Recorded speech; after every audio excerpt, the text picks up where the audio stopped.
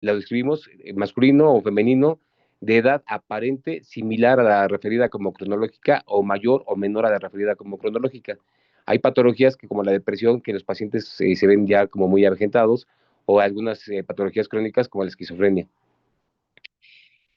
Las condiciones de higiene y aliño, y si la ropa que usa es de acuerdo a edad y sexo, porque a lo mejor tienes 40 años y se viste de marinerito, o tiene 5 años y ya lo viste de trajecito, vaya. Hay que ubicar al paciente en esa imagen, no con nuestra escala de valores, sino nada más somos descriptivos.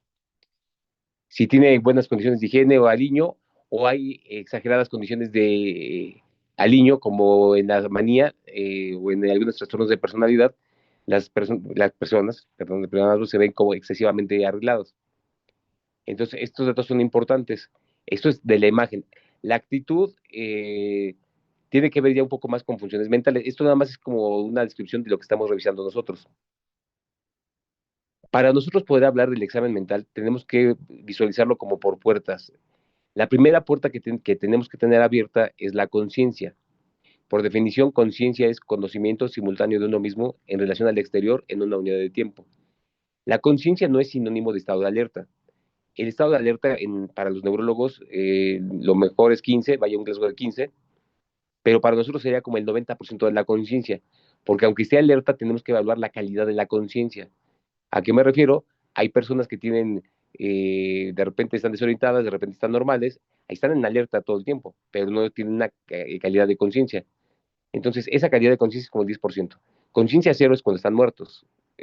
Conciencia puede estar disminuida por efecto farmacológico, por efecto metabólico, y nosotros vamos a evaluar la conciencia si está conservada o si está disminuida, nada más. No vamos a ver cómo, o si está oscilante, perdón, esa es la otra situación importante, que tenga una claridad de conciencia oscilante, que es patognomónico de estado confusional. Y la segunda puerta, ya que tenemos a un paciente consciente, aquí sí vemos la actitud, si es cooperador o no al interrogatorio, si es hostil, si tiene conducta inmunamente violenta, la actitud que tiene al entrevistador. La segunda puerta que tenemos que evaluar es la atención. La atención, que es la capacidad de dirigir nuestros sentidos a un estímulo específico. La atención tenemos que evaluar si es central o es periférica. La atención central es la que ustedes están poniendo ahorita conmigo, que yo estoy hablando. Y si pasa una mosca o pasa alguien por su ventana, esa es una atención periférica. Nosotros vamos a evaluar si la atención central es espontánea o no es espontánea, si está disminuida o está aumentada. Por ejemplo, atención central disminuida, ¿por qué? Porque está vertida hacia el interior o porque está aumentada la periférica. Entonces, eso lo describimos. La atención central disminuida se le llama hipoprosexia, aumentada hiperprosexia. ¿En qué casos está disminuida? En la depresión, por ejemplo, o en el déficit de atención. La atención central en depresión está disminuida porque está vertida hacia el interior. En el déficit de atención, la atención central está disminuida porque está aumentada la periférica. Una atención central aumentada, que les decía que es hiperprosexia, un ejemplo es la paranoia. Es que me acuerdo que mi esposa andaba hace 3 meses con un suéter que tenía una manchita de aguacate en el cuello y tenía un poco rasgado. O sea, los detalles muy finos, o sea, su atención está muy aumentada. Atención central porque es a donde la quiere dirigir. Entonces, la paranoia tiene esta característica de tener hiperprosexia. Entonces, una vez que tenemos la atención, la puerta de la atención, ahora sí, vamos a evaluar. Lo siguiente que tenemos es el pensamiento. Ya estamos con la atención. La siguiente forma el parámetro para evaluar es el pensamiento. El pensamiento se va a expresar a través del lenguaje. El lenguaje puede ser verbal y no verbal. Entonces, el pensamiento lo evaluamos a través de su expresión, que es el lenguaje, el cual puede ser verbal y no verbal. El pensamiento tiene una formación, tiene una velocidad de formación del pensamiento, tiene una dirección para formarse. La formación puede estar el pensamiento muy acelerado, que se le llama pensamiento taquipsíquico. El pensamiento puede estar formándose muy lento, bradipsíquico, o normal, normopsíquico. ¿En qué casos está lento? Depresión. ¿En qué casos está acelerado? Manía. Y además de que se va a evaluar la velocidad de formación del pensamiento, si la estructura también de la formación del pensamiento. Un pensamiento se forma a través de la unión de palabras. A eso le llamamos coherencia, que las palabras vayan hiladas una con la otra, que tenga sentido una oración. Congruencia es que tenga sentido una idea con otra idea. Entonces vamos a evaluar la coherencia y la congruencia. Coherencia es que las palabras tengan sentido y que tengan oraciones. Congruencia es que una oración tenga sentido con la otra oración. ¿En qué caso se altera? En esquizofrenia o en psicosis desorganizadas hay una incoherencia que es como una ensalada de palabras, no tiene sentido lo que hablan. Incongruencia, pues en muchas patologías, es más, creo que está en personas que es medio cultural esto. También vamos a evaluar si el discurso sigue una directriz y llega a metas, o si es un discurso que nada más esté como dando vueltas a lo mismo, como el lenguaje de Cantinflas, de que de repente habla como si todo el mundo entendiera lo que está pasando, pero en realidad no está diciendo absolutamente nada, por lo que está diciendo, si me entienden lo que estoy hablando, ¿no? Como la chimotrufia, que es como todo, tengo o no tengo razón. Es muchas palabras y no llegan a ningún punto. Ese es un discurso que no sigue una directriz. Hay personas como con cierto retraso mental leve que su discurso sigue directriz y llega a metas cortas, o sea, su estructura es pobre, pero sí llega a metas. Y además de evaluar la formación del pensamiento, vamos a evaluar el contenido del pensamiento. Y en el contenido hay un punto importante, porque aquí es uno de los dos parámetros que nos va a dar la validación de la psicosis. La psicosis, que es como pérdida de contacto de realidad, uno de esos elementos son las ideas delirantes. Entonces, en el contenido del pensamiento vamos a hablar lo que el paciente expresa, los pensamientos, las ideas que expresa.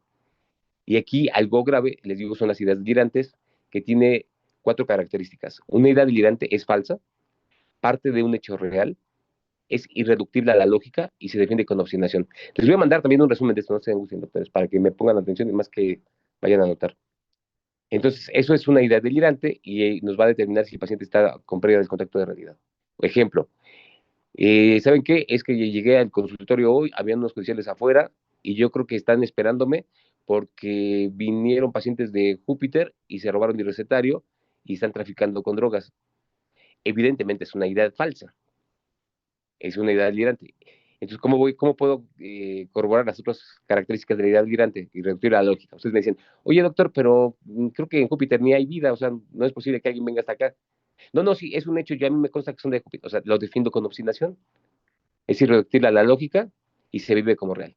Entonces, esto cumple las características. Esa es una idea delirante bizarra, muy burda.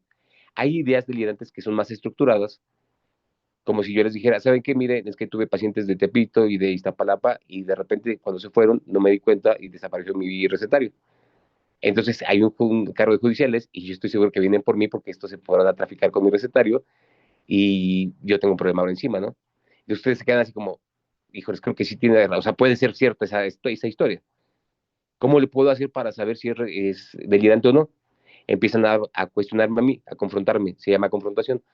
Doctor, ¿y no cree que existe la posibilidad como que también lleguen por otro motivo? A lo mejor con la vecina, a lo mejor porque están investigando a otra persona, vaya. No, no, no, es a mí, no hay nadie más. No, doctor, pero pues un judicial en la calle puede estar, es más, puede estar esperando a su novia. No, no, es a mí. Si yo defiendo con obstinación esa idea y no acepto que hay una posibilidad diferente, entonces es una idea delirante. Aunque esté altamente estructurada, ¿cuál es la diferencia en qué pacientes se da que esté estructurada y no? En los que tienen daño orgánico cerebral no están estructuradas, son bizarras. En los que no tienen daño orgánico son más estructuradas. Esa es una idea delirante. Aquí hay ideas obsesivas también, que ¿cuáles son las características de esas ideas obsesivas? A diferencia de la idea delirante, que es pérdida del contacto con realidad, en una idea obsesiva es una idea intrusiva, o sea, se mete, parásita, no la podemos sacar, y ansiogénica. Es irracional y ansiogénica. Al ser irracional y yo tener contacto de realidad, sé que es una tontería que es lo que estoy pensando, pero no la puedo sacar de la mente y me genera angustia y no puedo sacarla. Un ejemplo, estoy con mis amigos y de repente veo un cuchillo y digo, ¿y si se los entierro ahorita? No, ya no, ¿cómo voy a pensar esa tontería? No quiero pensar. ¿Y si se los entierro? Y no quiero pensar eso, pero no puedo sacarme esa idea de la mente, no porque lo quiera hacer, de hecho, tan no lo quiero hacer que por eso me genera angustia. Ese tipo de pensamientos que se meten como parásitos y que no podemos sacarlo son ideas obsesivas o pensamientos obsesivos. Sí, sí. A ver si no te escuché, perdón.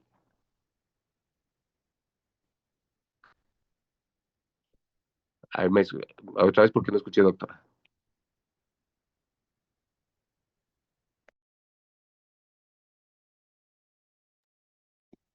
Creo que alguien tenía abierto su micrófono.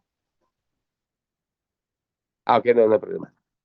Entonces, ese es el pensamiento y ahí vamos a describir si el paciente tiene planes a futuro o lo que las ideas que tengamos ahí. Después del pensamiento viene el estado de ánimo. Nosotros evaluamos el talante. Talante es lo que nosotros percibimos en el paciente de estado de ánimo.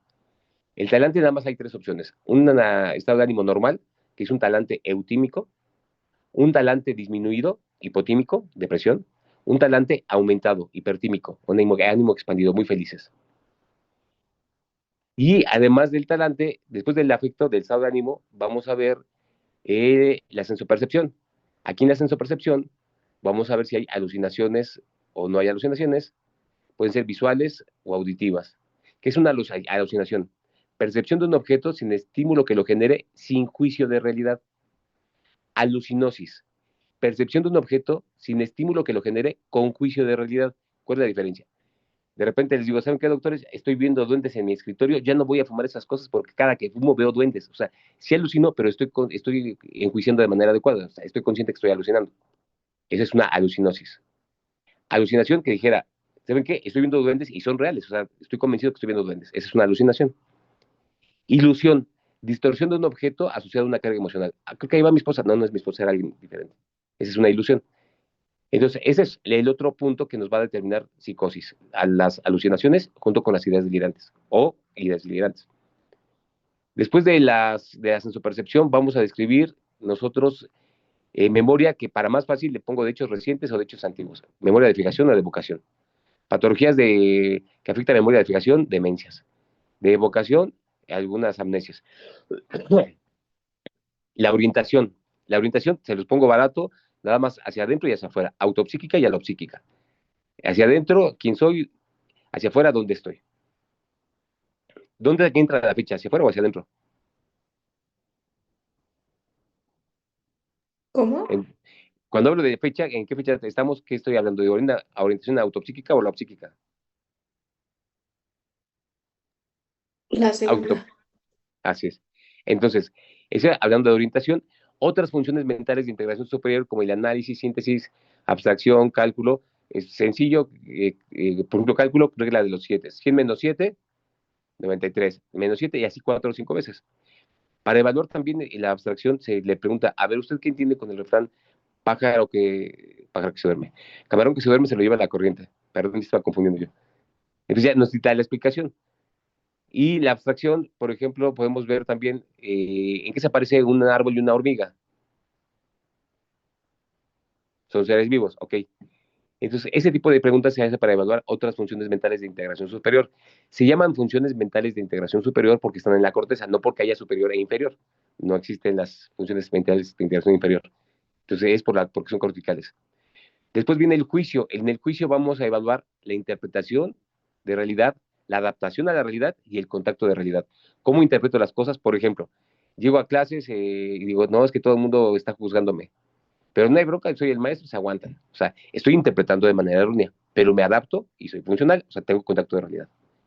Digo, no, ¿saben qué? Creo que están hablando mal de mí, ya no voy a dar clases. Entonces, no interpreto mal, no me puedo adaptar, pero todavía tengo un contacto de realidad. Digo, ¿saben qué? Voy a demandarlos, voy a ir a levantar un acta porque estos están, que me quieren hacer daño, dejo de ir a trabajar y ya empiezo a tomar cartas para que ustedes empiecen como a frenarse. Lo vivo como algo real, entonces ya tengo pérdida del contacto de realidad. Juicio es lo que vamos a evaluar en el juicio. La interpretación, la adaptación y el contacto de realidad. Después de esto viene neuro orientación, ya lo vimos. La impresión del rendimiento intelectual. Impresiona con un rendimiento intelectual promedio, por arriba del promedio o por abajo del promedio. Junto con esto, doctores, es como de manera general, digo, ya la doctora nos había comentado el examen mental, pero es como un resumen que les quise mencionar yo para que no queden como datos, algunos datos pendientes. Después del examen mental, la exploración física, bueno, de estudios de laboratorio y gabinete, que son importantes si tenemos como una causa orgánica que tenemos que fundamentar, si no, pues, está como no es como tan de peso con nosotros, salvo que la causa sea orgánica. Depresión orgánica, la tiene anemia, vaya, cosas así. El diagnóstico multiaxial ya lo vimos, 5 ejes, y ya no tiene mucho sentido que lo veamos ahorita porque ya estamos con un poquito de tiempo. Y preguntas, doctores, no, hoy no nos va a dar tiempo, y una disculpa porque empezar tarde, les digo, me atrasé con la consulta, pero preguntas que tengan, doctores, de examen mental. Ninguna, doctor. ¿Ninguna? No, doctor, ninguna. Ok, doctores, entonces, pues les agradezco su tolerancia y nos vemos la próxima semana. ¿Les parece? Trastornos de Doctor, personalidad. sí. Bueno, que estén bien, Gracias. buenas noches.